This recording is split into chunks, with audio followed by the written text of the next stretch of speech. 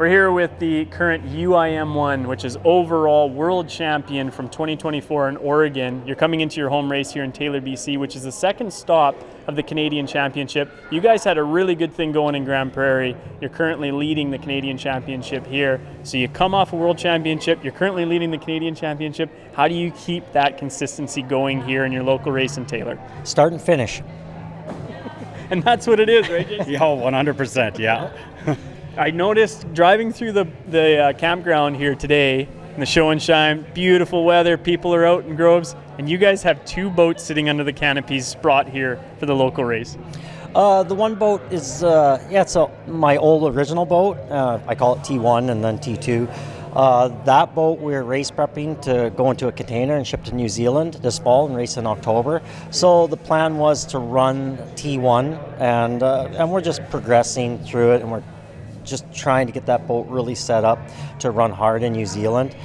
We're just lacking in handling. The speed's there, the reliability's there, the boat's there. It's just lacking in a little bit of handling right now. And you can feel that in the seat when you're driving it. Does it feel uncomfortable at certain speeds, or what do you feel compared to, like, say, an asphalt racer or a dirt track racer with cars? What do you guys feel in the boats when you talk about just handling doesn't feel right?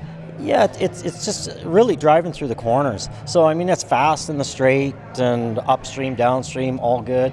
It's just the confidence of throwing it into the corner fast and coming out of the corner solid. So that's what it's all about. And we know that's extremely important in New Zealand, but it's also important here in Taylor this weekend because half of the racing will be done on a circuit where starts are important, corner speed is really important, and you got to be able to navigate through potentially wakes or other roosts. How are you going to be able to keep this guy on the green, keeping these other high horsepower turbines behind you guys off the start? Well, I mean, here it's our hometown race, so not a lot of paper notes, I'll say. Like, a lot of mental notes on our behalf. We've run these rivers time and time again for fun, right? So, I mean, basically just reminding them where we are in the rivers and more or less getting him dialed in. Every corner he gets a little bit tighter, he gets a little bit faster. Like, he progresses lap after lap, right? So it must feel pretty cool coming out of the World Championships in Oregon, and you guys were running a great program there. It must be pretty cool to be in that boat with a legend like Gordy, who's been racing for decades now, and that kind of experience and that, level of racing.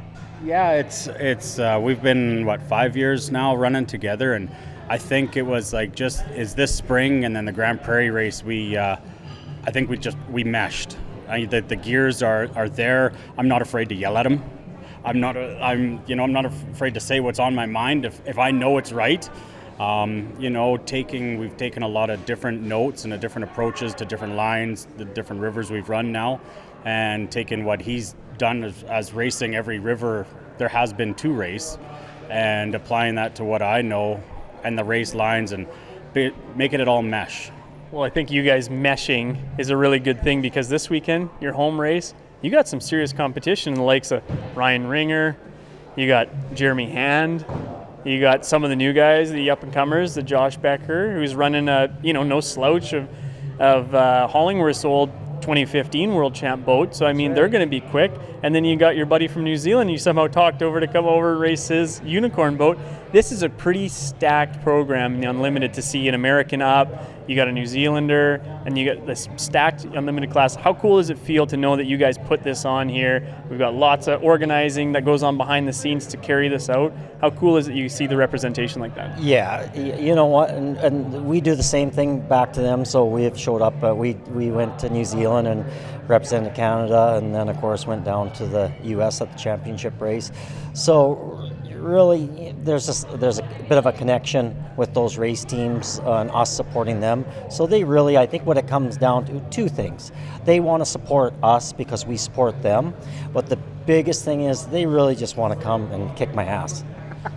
They want to take out UIM1 and put them down a peg. You're currently sitting CDN1 right now, so it feels probably pretty good. You got a bit of a bullseye in your back. Assuming all the Unlimited boats are put back on the trailer after this weekend, who are you looking out for? Who are you really thinking is going to be there in the end? You have to finish the race. Just can't. Our boat is historically and typically reliable. So and that's what's winning the races. That's what's winning the championships. That's what's winning the CDN1s. That's what's winning these really fast boats, which 2,500 horse and 2,000 horse. Those they're weapons, and they're a lot of horsepower, and with that comes a lot of maintenance. Gearboxes don't like the sound of 2,500 horsepower. I'll tell you that right now. Oh, they are weapons, and so they're great to see for a weekend racer. Oh man, it's gonna be a great show to see these guys go up against them, get to run the river with them, and they are going to compete. Well, I know on behalf of all the race fans out there, I must say Taylor puts on a great show here at Peace Island Park. On the Peace River, you guys got tons of action right in front of everyone for the fans, but then you got a cool little, narrow section up the Pine, which keeps everyone on their toes in the morning. So thanks so much for hosting it, you guys, and have a good run this weekend. You bet. Thanks a lot, Mike. Thanks, Mike.